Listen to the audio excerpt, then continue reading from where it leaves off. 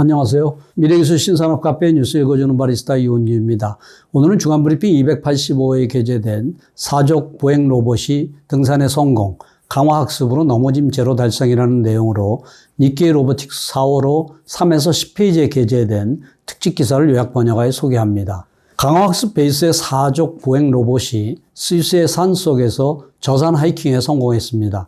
표고차 120m 정도의 자연의 산길을 자율적으로 등반하여 정상에 도달하였고 그대로 하산해서 등산로 입구로 돌아올 때까지 한 번도 넘어지지 않고 1시간 정도를 사람의 도움 없이 안정적으로 완주하였습니다.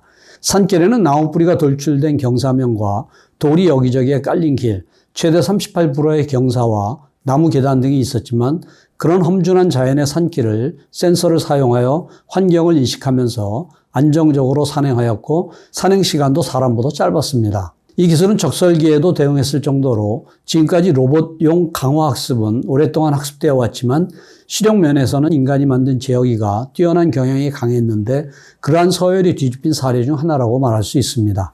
이를 실현한 것은 오랫동안 보행 로봇을 연구해온 스위스 츄리히 연방공대의 마르코 후터 교수의 연구팀으로 츄리히 연방공대에서 개발된 사족 보행 로봇 애니멀을 상용화하기 위해 스핀아웃하여 설립한 기업인 애니보틱스의 애니멀 C를 이용했습니다.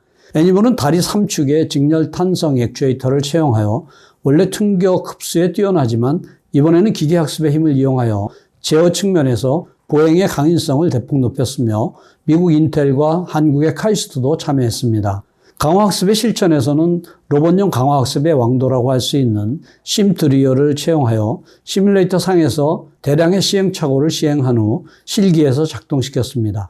실기상에서의 재학습과 파인 튜닝은 일체 없었으며 심트리얼이라는 강화학습의 이상형이 산길과 같은 현실적인 환경에서 제대로 통용된다는 것을 증명하여 큰 의의가 있는 성과라고 할 수가 있습니다.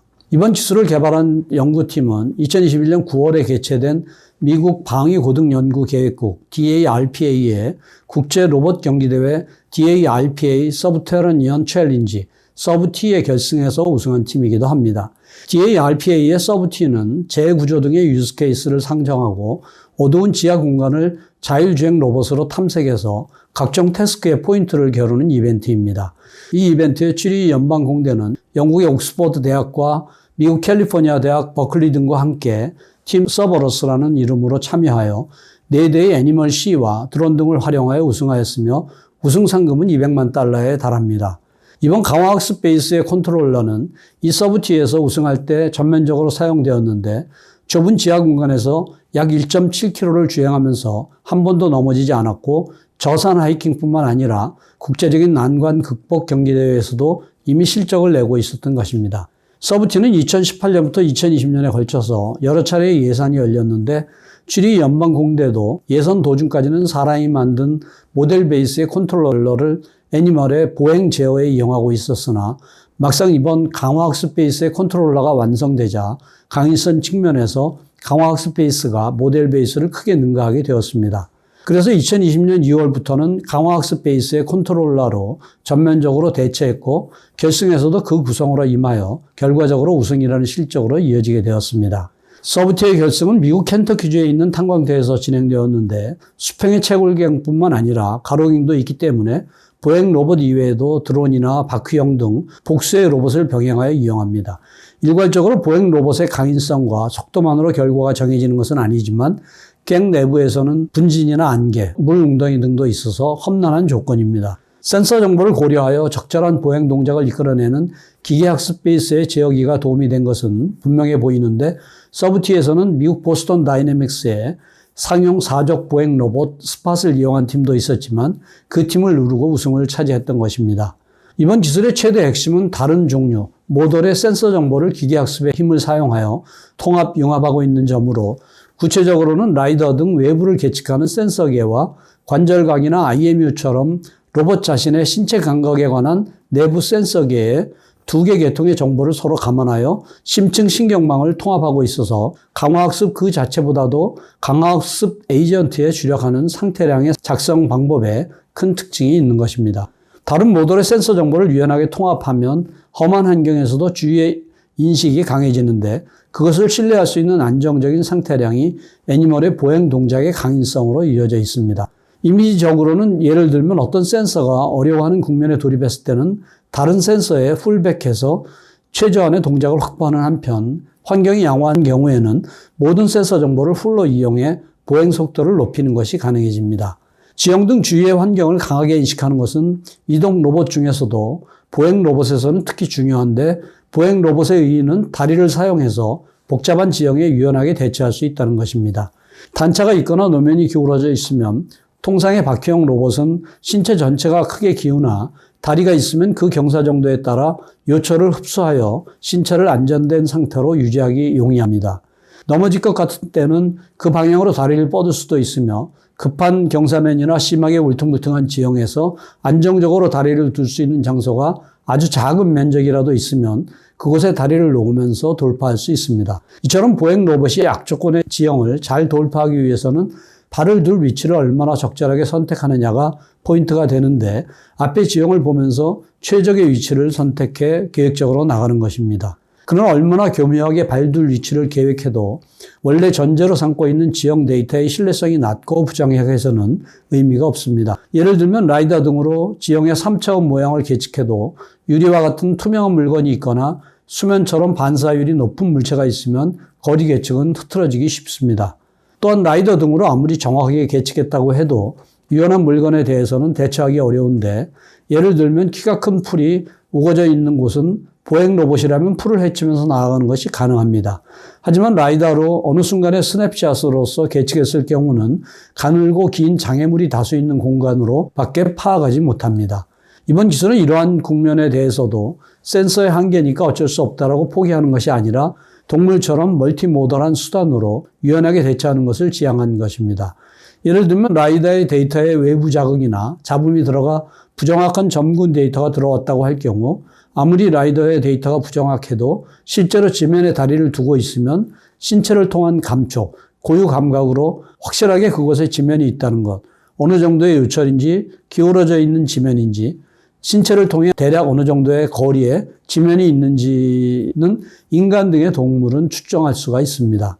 키가 큰 풀이 우거져 있는 곳에서도 풀을 옆으로 눕히거나 헤쳐가면서 다리를 지면에 두고 앞으로 나아가는 것은 동물이라면 추측 가능한데 라이더를 신뢰할 수 없는 국면에서는 이러한 내부 센서 정보를 신용하는 편이 좋습니다.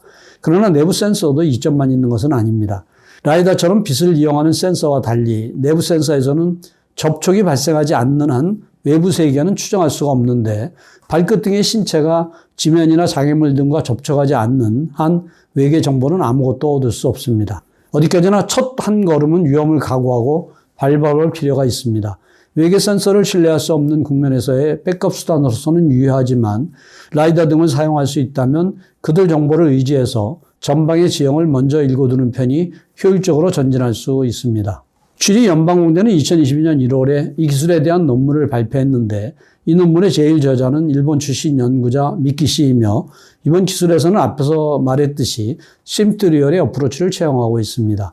강화학습의 시행착오는 물리연산 시뮬레이터 상에서만 시행하고 학습이 끝나면 그 제어기를 실기로 옮겨 실행하는 것입니다. 시뮬레이터 상에서 시행착오를 시킴으로써 실시간보다도 빠르게 시간을 진행시킬 수 있고 시행착오에 의해 실기나 환경을 파괴하는 일도 방지할 수 있습니다. 시뮬레이터로서는 취리 연방공대가 직접 개발한 레이심을 이용했습니다. 시뮬레이션을 크게 고속화할 수 있도록 환경은 1000개분을 병렬로 실행했으며 강화학습의 알고리즘은 로봇용에서 자주 사용되는 온폴리시형 PPO입니다. 학습은 두 개의 국면을 거쳐 시행했는데 첫째는 시뮬레이터 상에서 티처 방책의 강화학습이고 두 번째는 실기용의 방책에 대한 지식 증류입니다.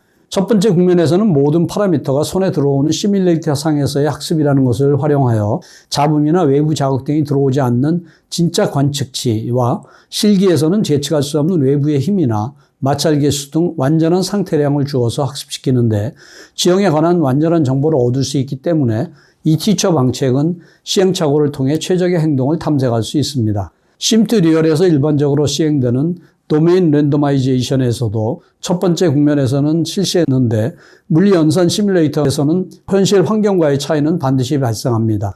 너무 복잡한 물리현상은 모의가 불가능하고 모델의 파라미터에도 오차가 있기 때문입니다. 이러한 사실 때문에 어떤 아이디어도 없이 심트리어를 시행하면 완성된 제어기는 현실 환경에서 전혀 통용되지 않는 것이 되어서 도메인 랜더마이제이션에서는 모델 내의 각종 파라미터나 거동을 랜덤화하여 폭을 둠으로써 현실 환경도 그 속에 들어가 있기를 기대합니다. 이번 기술에서는 로봇의 질량이나 제어의 질량 등을 시행할 때마다 랜덤화했으며 또한 시행 중인 로봇의 병진력이나 토크 등의 외부의 힘을 추가하거나 발끝의 마찰 계수를 일시적으로 낮추어서 슬립을 모의하거나 하였습니다. 이상으로 요약 소개를 마치며 보다 상세한 내용은 센터 홈페이지 hjtrc.sne.ac.kr에 미래기술 신산업 코너를 참고해 주시기 바랍니다. 다음 주에는 한계 돌파 시뮬레이션, 비용 절감 및 제품의 부가가치 제고라는 내용을 소개하겠습니다. 감사합니다.